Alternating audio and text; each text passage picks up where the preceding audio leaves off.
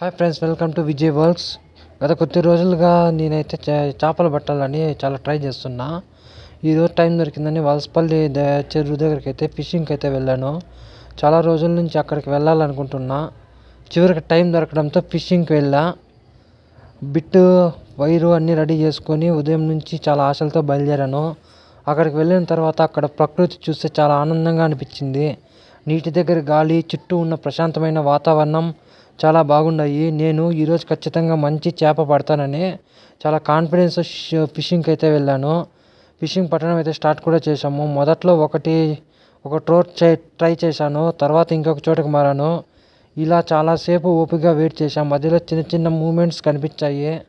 అబ్బా, చేప పడిపోయిందని అనుకున్నా, కానీ చివరికి ఒక చేప కూడా పట్టలేకపోయాను. అయినా కూడా ఆ రోజు నాకు చాలా మంచి అనుభవం అనిపించింది.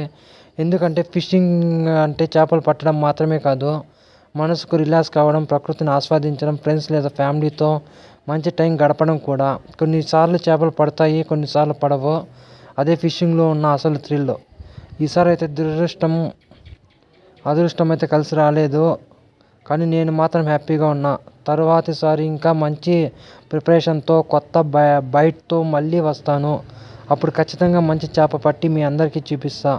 మీకు కూడా ఫిషింగ్ వెళ్తే మీ ఎక్స్పీరియన్స్ ఎలా ఉందో కామెంట్ చెప్పండి. ఈరోజు మంది కాదు గంగాధర్ అంటన్నా కూడా గంగాధర్ మాత్రం అయితే అస్సలు ఆగలేదు. వలసపల్లి చెరువు నుంచి అక్కలకుంటకైతే పిలుచుకొని వచ్చినాడు. అన్న, అది మీ ఊరి అడ్డా పల్లా, ఇది మా ఊరి గడ్డ, పడతాయి రా అన్న అని పట్టుకొని వచ్చినాడు.